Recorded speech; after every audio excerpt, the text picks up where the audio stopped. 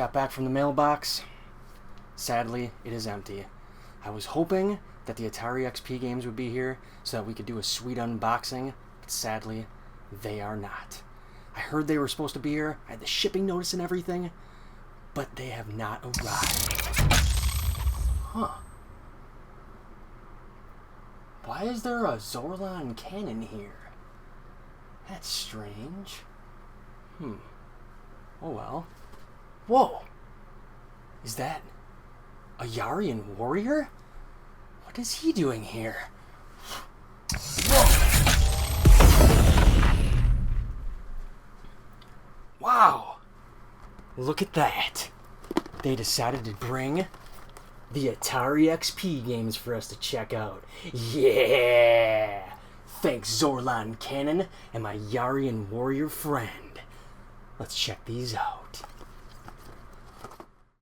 We have our Atari XP games, all 3 titles from Wave 1.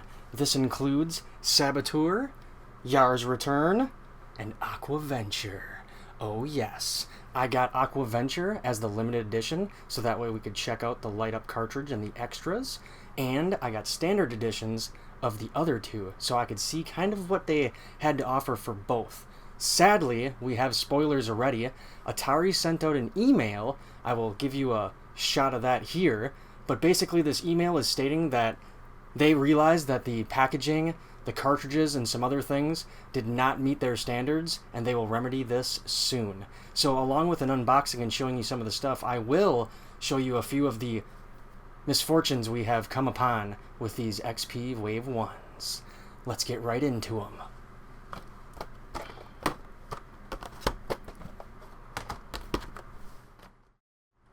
Alright, let's start off with Saboteur.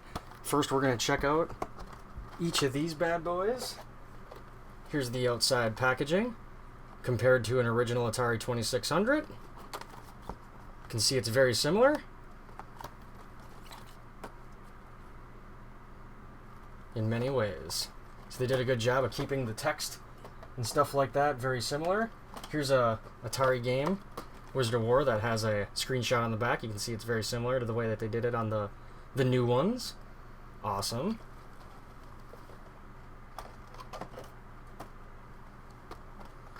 Let's get right in. So in the standard editions, you got a cart, box, and manual.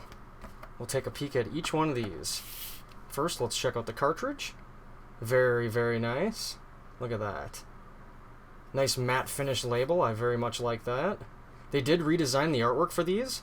I'll show you guys a screenshot of what the original artwork for these games actually looked like. But they did make modern artwork, which is cool, because the games were originally not released, so why not make new artwork for them? There's the end label.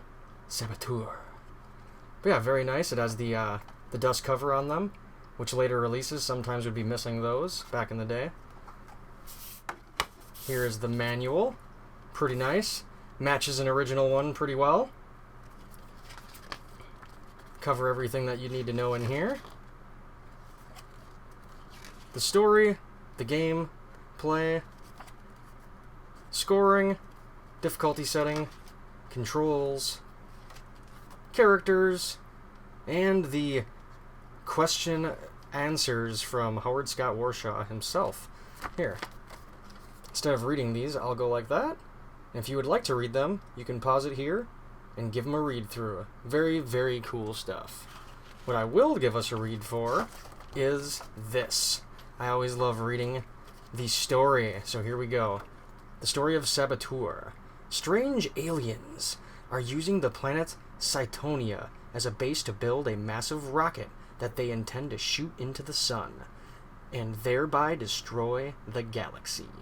They thought this serene planet would offer no resistance to their insidious schemes.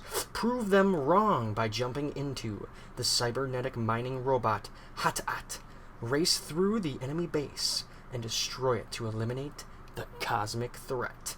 Saboteur is an extension of the universe first created by Howard Scott Warshaw in the popular Atari 2600 game Yars Revenge. You play as Hat-At, a Cytonian mining robot who stumbles across a secret Quitile missile complex hidden deep in the mountains. To save the galaxy, you must prevent the Quitile construction robots from completing construction of their massive rocket and defeat their Quitile master robot overseer. Booyah! That is Saboteur. Very cool. That's the first one. Let's check out the next one. We got Yars Return, the sequel to Yars Revenge. Very cool. This is another one where they made new art for it. Very cool. This is a standard edition again.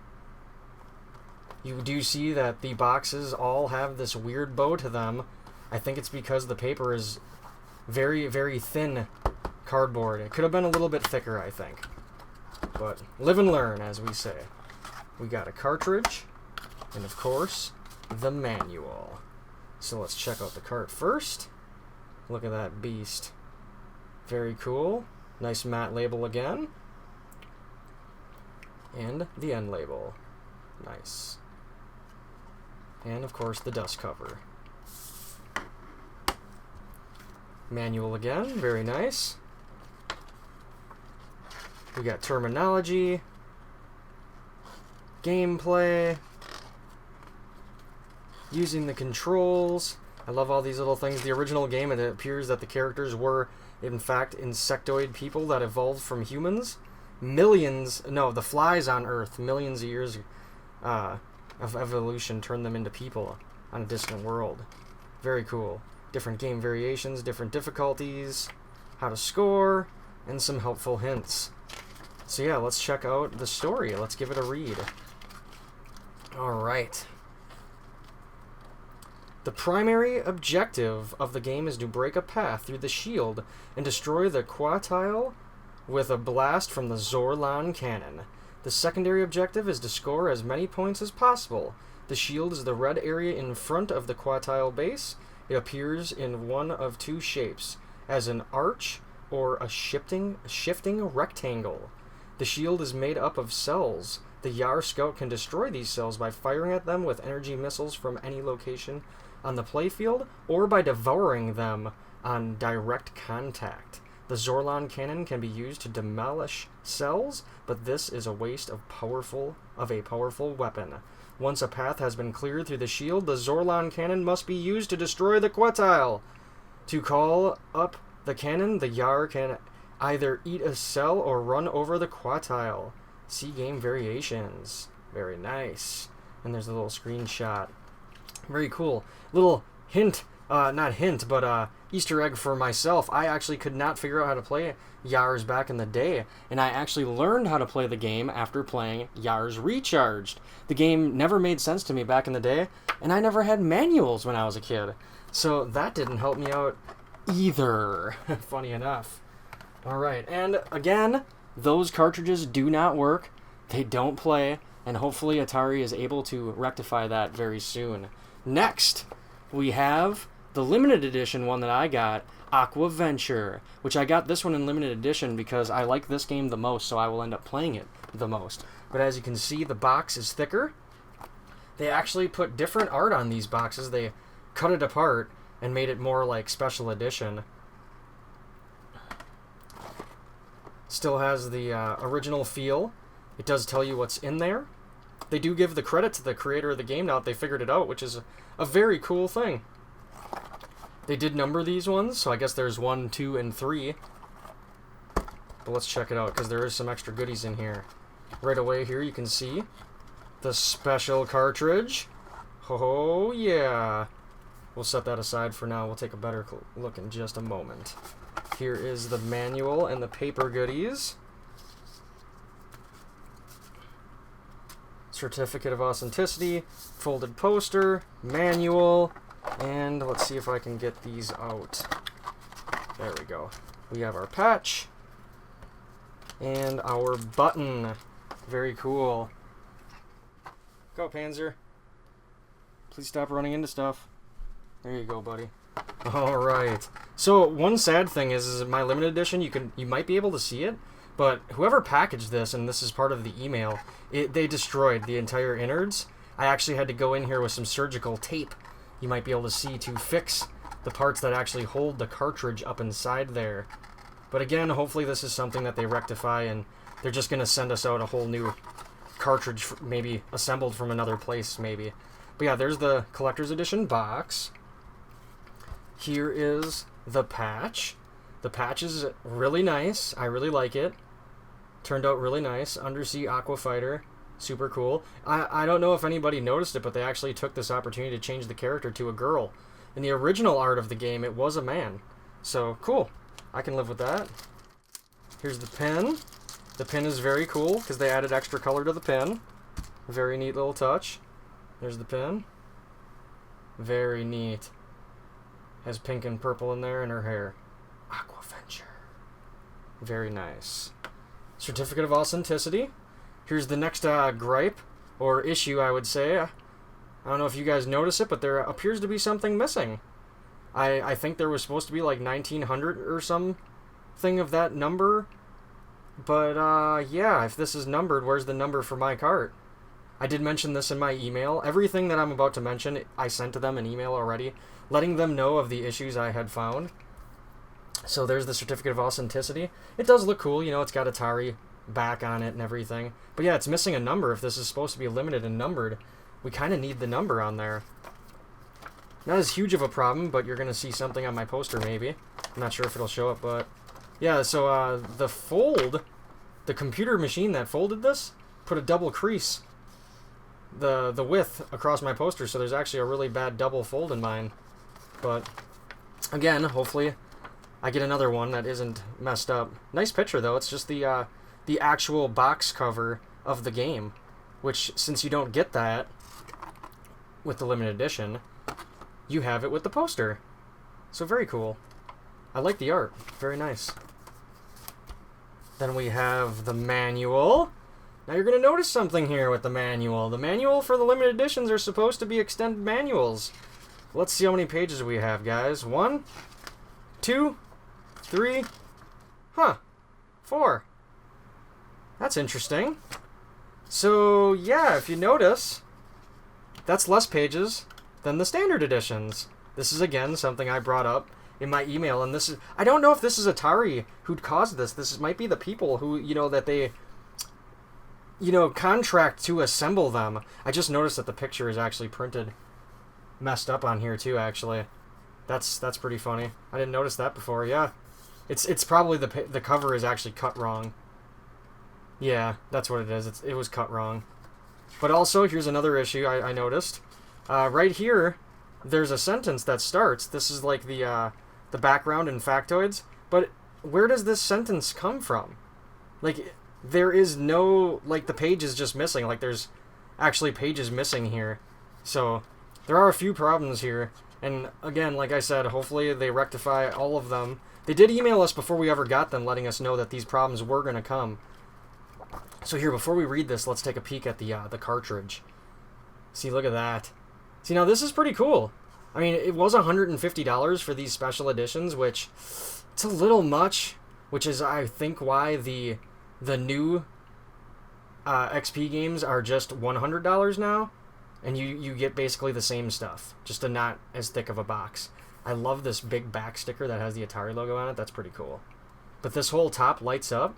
After we're done reading this manual here, I'll give you a peek at how it looks when it lights up in the dark. It's very, very, very cool. So let's see here. Here's the story of Aquaventure. You are a deep-sea treasure hunter, desperate for one big score to make your name and fortune. Your crew believes it has discovered the shipwreck of notorious pirate Calico Blue and his lost treasure. The pirate ship went down in an area of the deep trenches where the sharp rock edges, increased water pressure, and frigid temperatures challenge even the most experienced divers. Armed with only a spear gun to protect yourself from the creatures of the deep, you plunge into the icy depths. Super cool. Awesome. And like I said, this is my favorite of the three because this is kind of like my favorite game, which is Sequest. So, very cool. And again, here's the cartridge. Let's take a peek at how this bad boy looks when it lights up, because this top lights up like a marquee. and it is very, very cool. Let's take a peek at that real quick.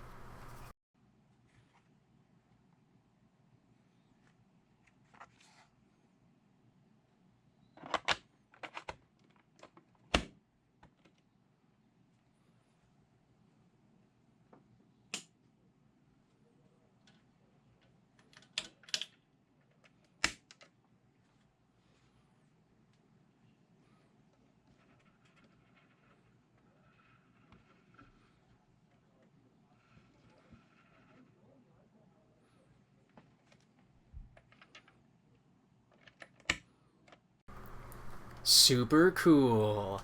These marquee cartridges are super sexy.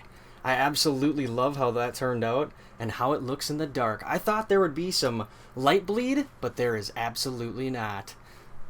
The new XP Waves 2, 3, and so on are only going to be these cartridges. If you were wondering why, my answer would be simple. These 3 games were never ever released in a standard version in the past.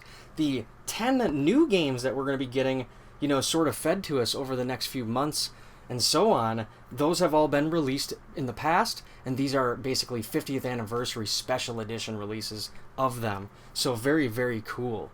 In the comments down below, I would love to hear if you guys got your cartridges. Do yours work? What do you think of if you got a limited edition? Are you satisfied with what you actually got for the 150? I kind of think that the limited edition could have been 100 this time around, because, you know, there wasn't really many collectibles in it. There was just a poster, the patch, the pin, and the special cartridge, which, as we saw with the later versions, theirs are only $100. So I would love to hear your thoughts on these. I am not going to do gameplay in this video, simply because these games have been released on the VCS before in the vaults. We've had them on the flashbacks, and they do have the ROMs on there. But when I play the gameplay for these, it'll be in the follow-up video I do when I talk about how Atari responds.